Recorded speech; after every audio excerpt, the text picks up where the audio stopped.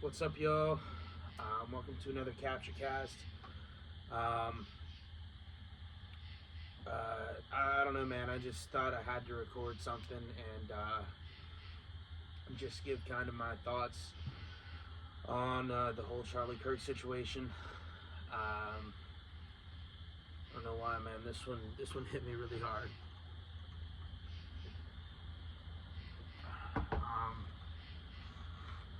I'll just share kind of my personal experience with Charlie Kirk.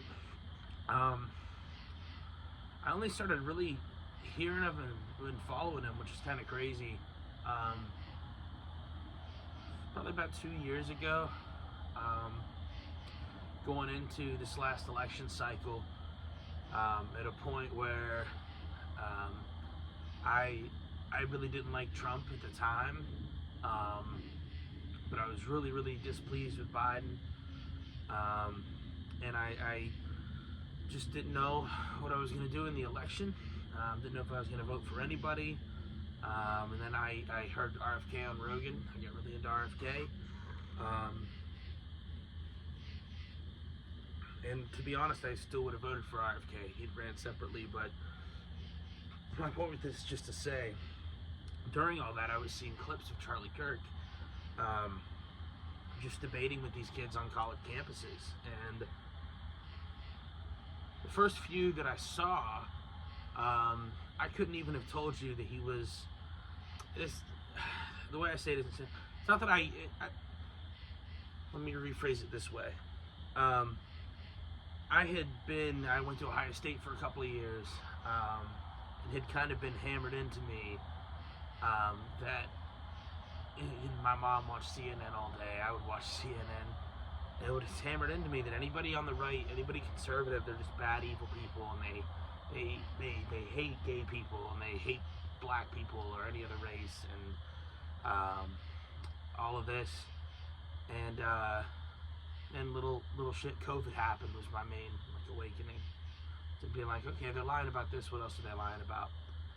And anyway, so I would see Charlie Kirk clips circulating, and I couldn't have even told you he's a conservative, because it's like, this guy's just making sense. Like, in my mind, that wasn't as conservative. It had to just be out here being a racist, right, and evil and all this. And I would just see more and more clips, and I was just like, and then eventually I'm like, oh no, okay, he's advocating for Trump and his positions and the conservative positions on some issues, but this is just common sense, like, in a lot of cases. Or there'd be sometimes I didn't agree with him, but I'd be like, he's still making a compelling argument. He's got a reason he believes this way. He's not just saying it to be mean or whatever, you know what I mean? This is a viewpoint that he has for a good reason. I might disagree with him on something, but he's got a view that he believes in, and he can back it up and tell you exactly why he believes that, and stand on 10 toes and do it with full conviction the entire time. And I was like, that's really cool. I'm gonna follow him because I love seeing debates where it's just respectful and open and honest. And every clip I saw of him was. And then it started to get to, I was seeing more and more of them, and I would see him talk about God.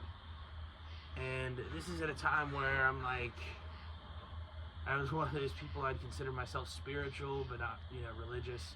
I was raised Catholic. And Charlie Kirk really helped me get closer to God, and to get closer to Jesus, and get that relationship back with Jesus and with God, and to not be afraid or ashamed of it.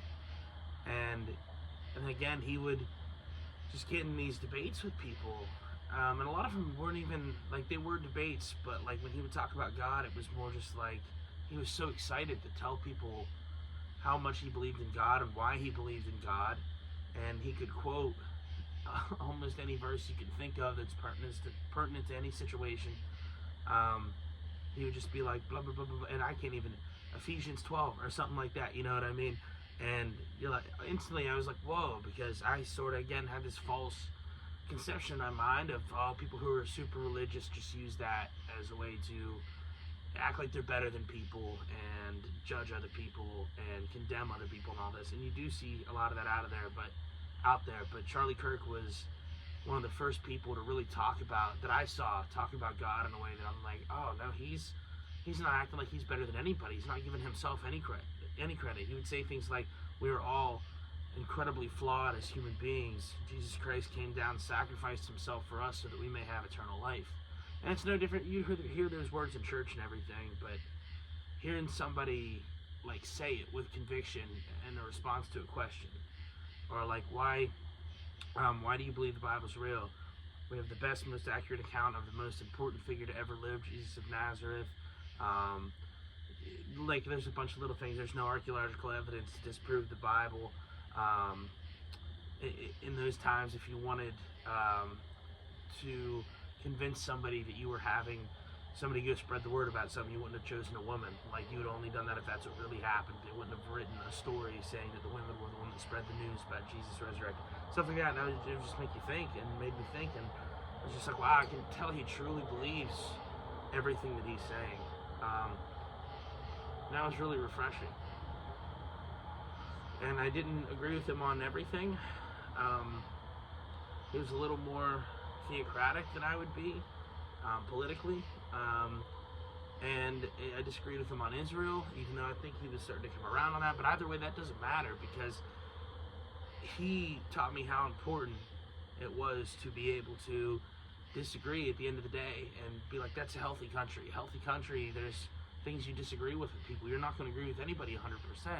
You need to be able to have these discussions and talk openly and honestly and sincerely and in good faith and exchange ideas to get closer to the truth.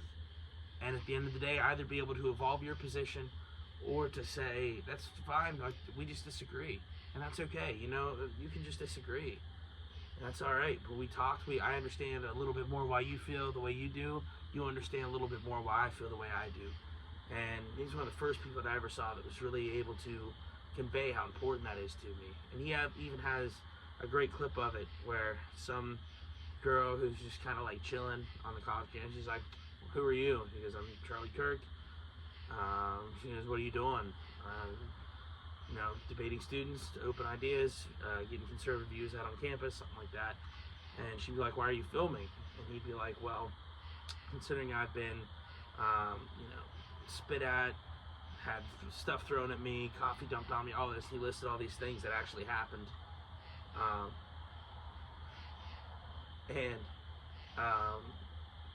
At some point he says, I believe talking is really important. When couples start talking, when couples stop talking, marriages fail. When people stop talking, churches fail, businesses fail, governments fail, all that. He's like, the minute you stop talking, that's when violence starts, and that's when civil war starts. And just the premonition of that. And I mean, that clip was years ago. It might have been 4 or 5 years ago. It might not have been that long, but it was years ago. And to see where we're at right now and how close this nation feels to civil war, and I pray to God that does not happen. And I know the thought is tempting to people who were fans of Charlie Kirk, or who are more on the right, or just tired of the fucking bullshit with the left, and then them going on fucking MSNBC. They're gonna say we weren't sure if it was a supporter who fired his gun in celebration. Like, what the fuck? Like, what the fuck, man? I can't even believe, and I don't know why I still can't believe, as fucking dirty pieces of shit as all of these fucking network people are, and the fucking lies that they will tell, and the lives that they do not give a fuck about, of everybody who's in this country, they just do not give a shit about, and will lie right out their fucking mouths, and for any reason, without a moment's hesitation. And I'm surprised that they're going to do that. They're going to have people on CNN basically say Charlie Kirk deserved it. He's a provocateur. And fucking his inflammatory rhetoric. You know, he pissed off the transgender people. Like, that's okay? Or that's any excuse to fucking be violent with people? He told truth. And people can't handle truth. Doesn't even mean you have to agree with them on everything. But just because somebody says something that's uncomfortable for you to hear, if your first thought is violence and not, this is why they're wrong, let me explain it this way, you fucking lost. And what you believe in is worthless. That's what you prove by that. The minute you choose violence, you're done. And I'm telling you, bro, my whole point with this is as tempting as it is to do the Civil War narratives and everything like that, we have to be so smart right now and calm and cautious. And that's another, there's a reason the city isn't burning down, because if this had happened the other way, and I'm not advocating for that at all, not one bit, but hypothetically, if this had happened the other way, there would be cities burning tonight. And thank God that most people, and people who actually have some humanity and agree or disagree with them, are mourning Charlie Kirk right now. A man who never committed a crime, who at the age of 31 he was a great Christian, good father, good husband, accomplished more in his life that by the age of 31 that most people will their entire lives. The people who are actually human and are able to mourn for somebody that was assassinated for simply exercising their First Amendment right.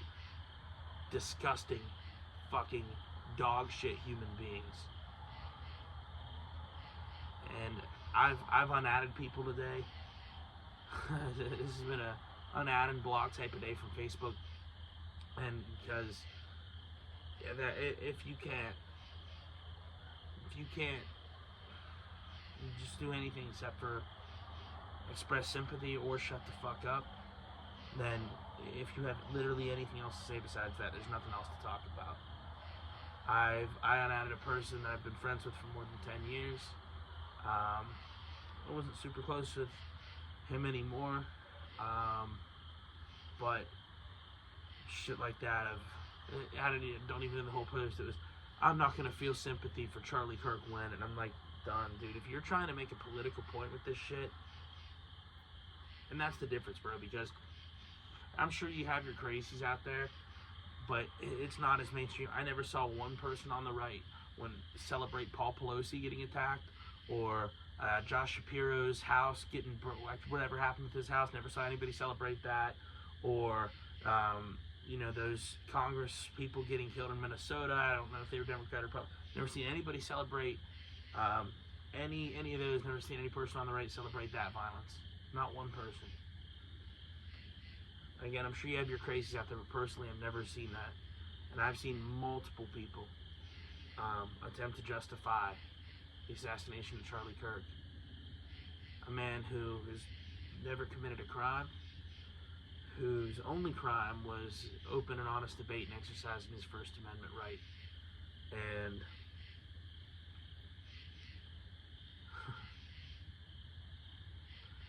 it's just fucking tragic, man. And as tempting as it is to say fuck it and let's start violence, we can't do that. We have to stay cool, calm, and collected, because that side, it's not about left or right. I'm libertarian, man, but the left is so fucking crazy right now. And again, I'm not even trying to demonize, and it's not every voter on the left, although I think it's more of them than we'd like to admit. I can tell you, I won't even tell you where the acquaintance is from.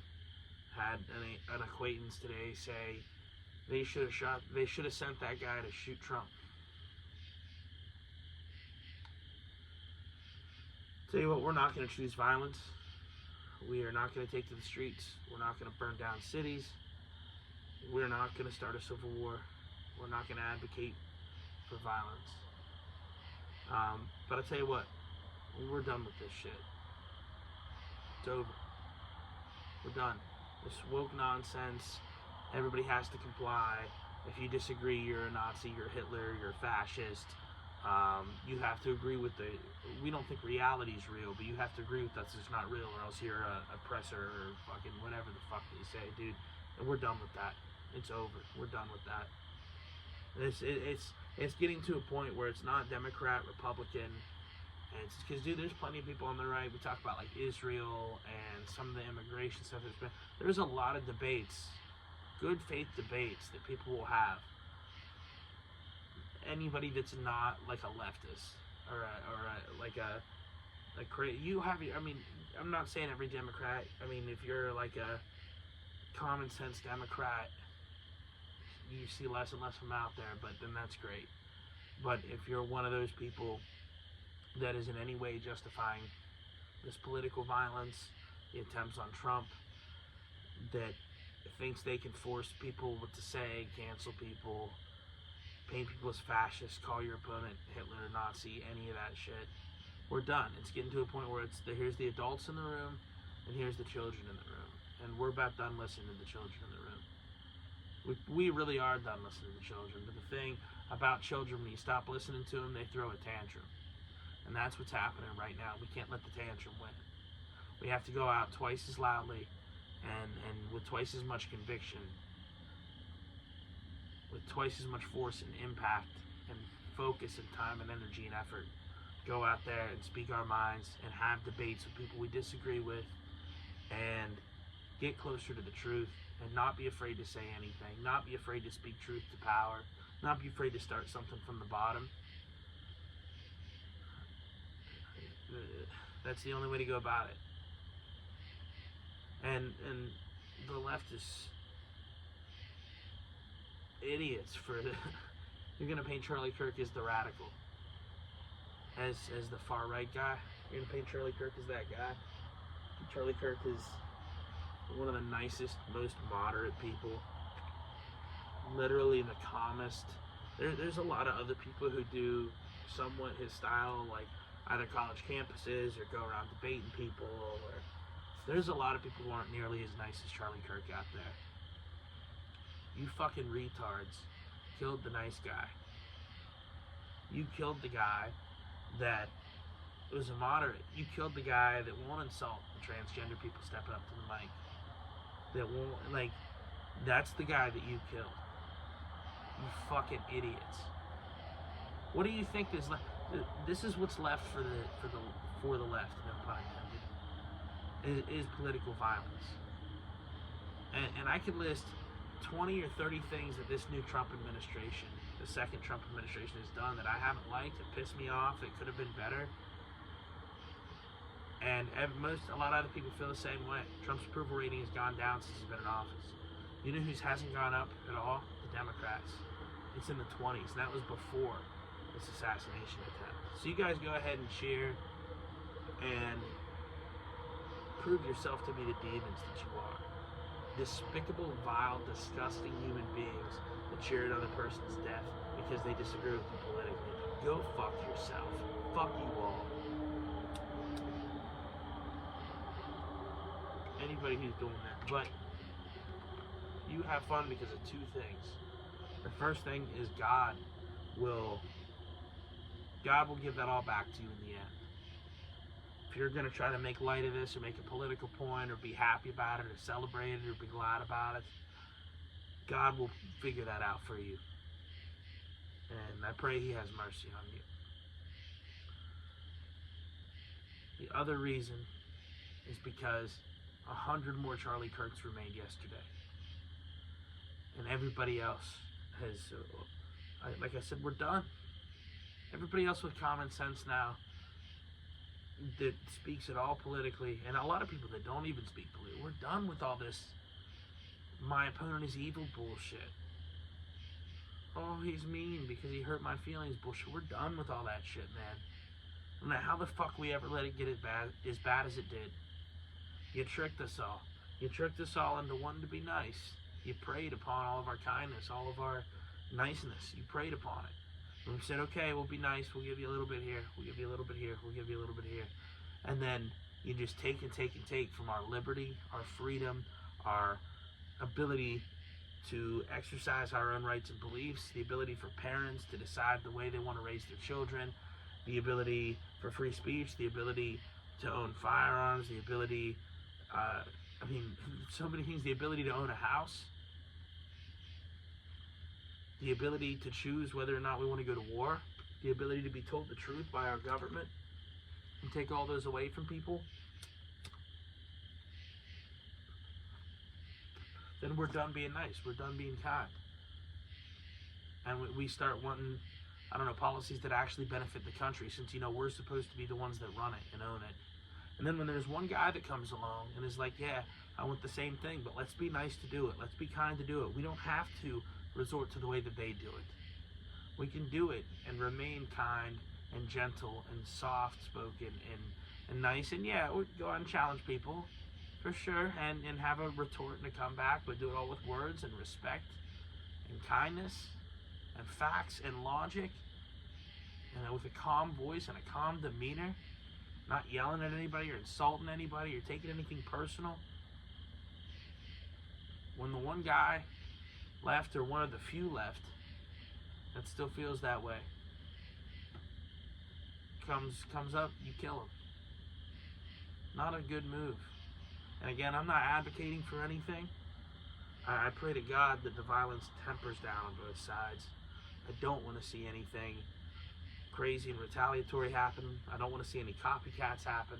I pray to God that somehow this brings us closer together as a country rather than further apart. But either way, you haven't silenced anybody. You've made the voices twice as loud. You've made Charlie's words twice as strong. You proved him right about almost everything that he's ever said. And the main things that he's ever said. About how important God, family, and country are. In that order.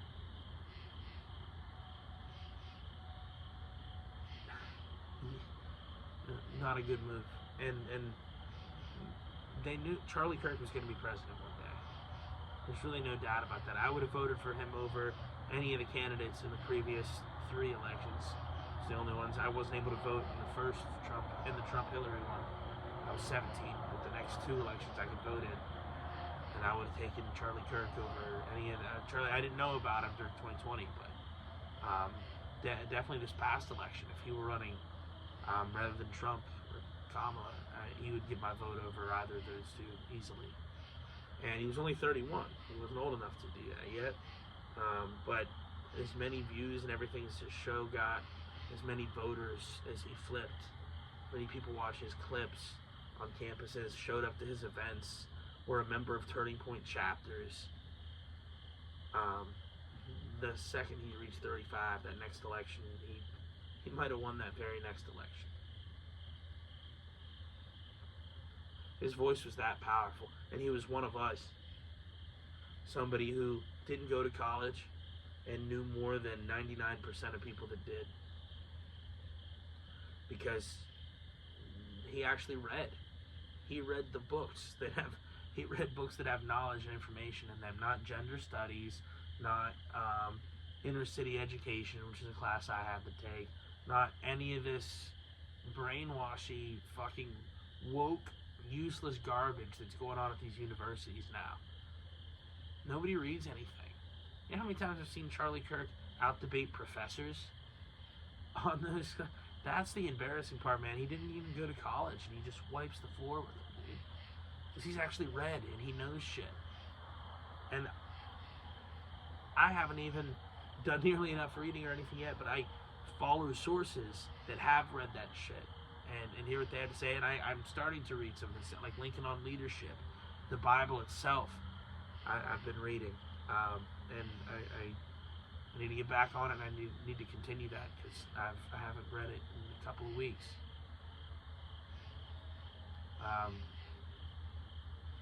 He was one of, that's why he would have been president, man.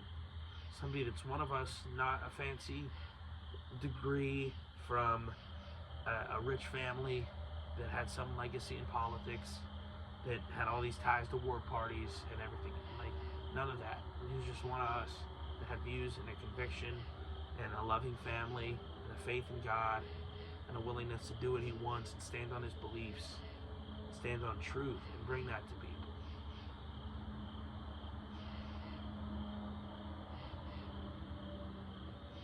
Rest in peace, man. And one thing that tells you a ton about a person,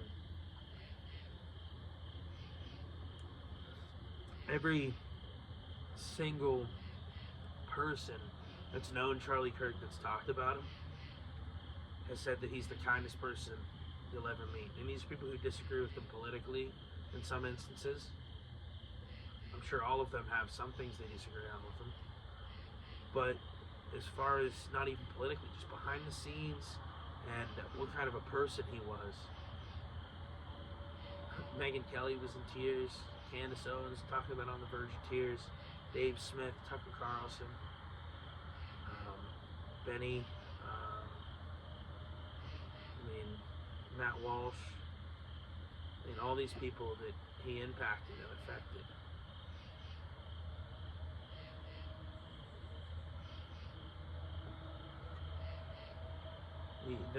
You don't get that with everybody.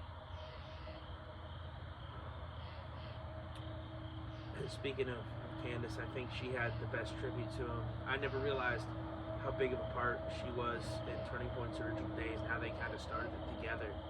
And so she was telling the story, and she was giving all the credit to him, mind you. But she was telling stories about the early days of Turning Point and them traveling on the road for hours, taking plane rides, staying up all day to make as many Fox News spots as they can, just trying to make Turning Point the biggest thing it could be. And seeing what it became after that is really special. And she was sharing some backstage clips of him and stuff. Apparently she got him really into Kanye, and there's a clip of right after Kanye had mentioned Candace Owens, and they were like, dude, we manifested this because we've been listening to nothing but Kanye for the past however long. And it cuts to backstage, and Charlie's dancing, singing to Power, little shit like that you'd see him, on college campuses and on his show and stuff, and he's always so locked into what he's doing that sometimes you think he takes himself a little seriously or doesn't know how to loosen up or anything like that. And those clips were awesome to see, just kind of seeing him behind the scenes and just singing and just having a good time with his friends. And you can tell, just fun to be around, humble. I've never seen a clip of Charlie Kirk where he hasn't been incredibly humble.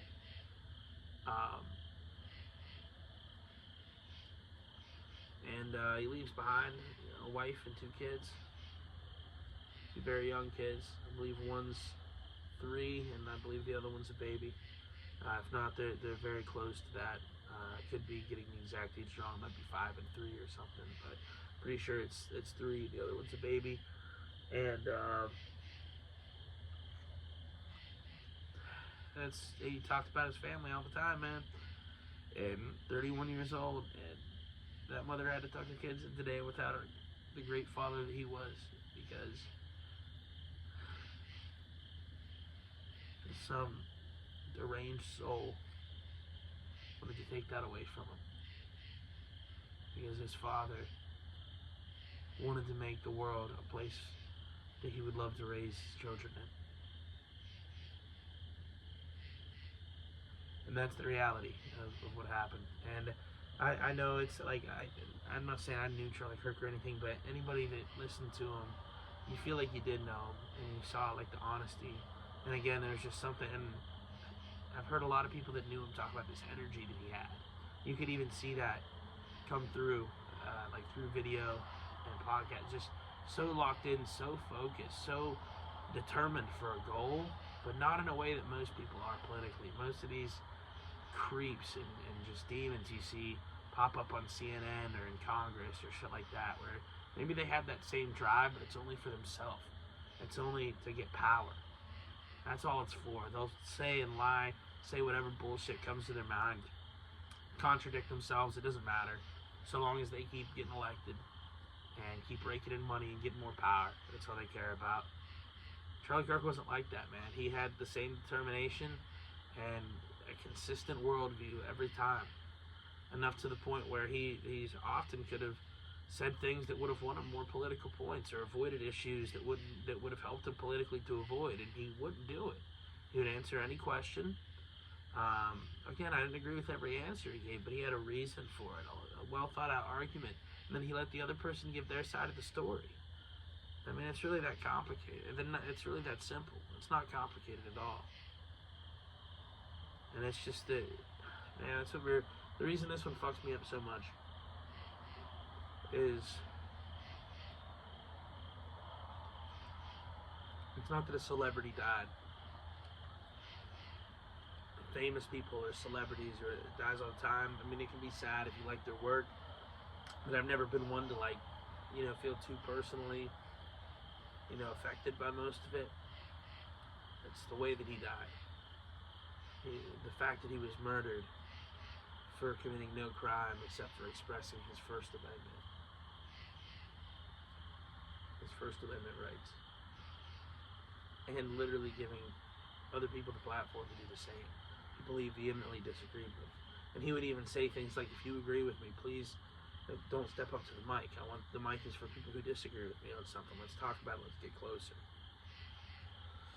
And man, fucking, I don't know. I had to make a video, and I feel like I had to speak my views on it, man. You might have seen me on Facebook and stuff, but I don't know. I thought it was worth making a podcast, and on the off chance somebody sees this, or there's some kind of, I don't know, like trending uploaded videos or like names or something like that, and just if anybody from Charlie's team were to happen to just scroll through YouTube, and hopefully there's thousands of other people like me out there that have some podcast that nobody watches, and are like, I want to do an episode about Charlie Kirk because I want to honor him because he meant a lot to me even though I didn't know him.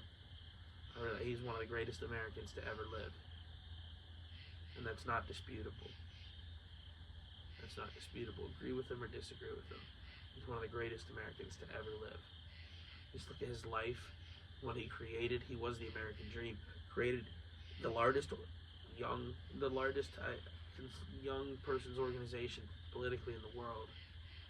Single-handedly swayed elections and did it all himself. Self-made, self-started, worked hard, stayed up late, barely slept when he was starting up.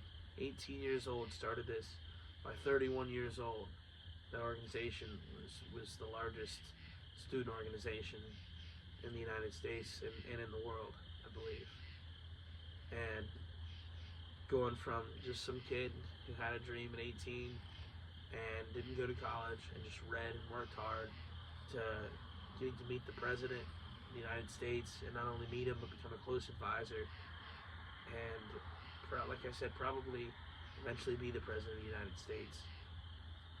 Beautiful wife, 2 beautiful children, never committed a crime, never so much as a speeding ticket that I know of. You'd never hear of it. God-fearing man with conviction and principles and views, but also a tenderness and a softness and an open-mindedness and a willingness to hear people out. People like that don't come around all the time, man. So rest in peace, Charlie. We'll keep carrying on your legacy. We're going to talk twice as loudly, twice as passionately, with twice as much conviction. We're going to do twice as much research. We're going to work twice as hard. We're going to have twice as many goals, do twice as good a job putting in the effort to reach them. We're going to pray twice as much and twice as hard. We're going to talk to God twice as much, twice as honestly and openly. We're going to try to serve Him twice as well. We're going to take all that and multiply it by 45, 47, man. Charlie would like that one. All right, man. That's all I think I'm gonna do. Just wanted to make a little episode expressing my views, man. We're gonna see what happens next. Again, I pray this brings us closer. We're gonna bounce back, and we will never be silenced. Take care, y'all. Peace and love. Rest in peace, Charlie. Captcha out.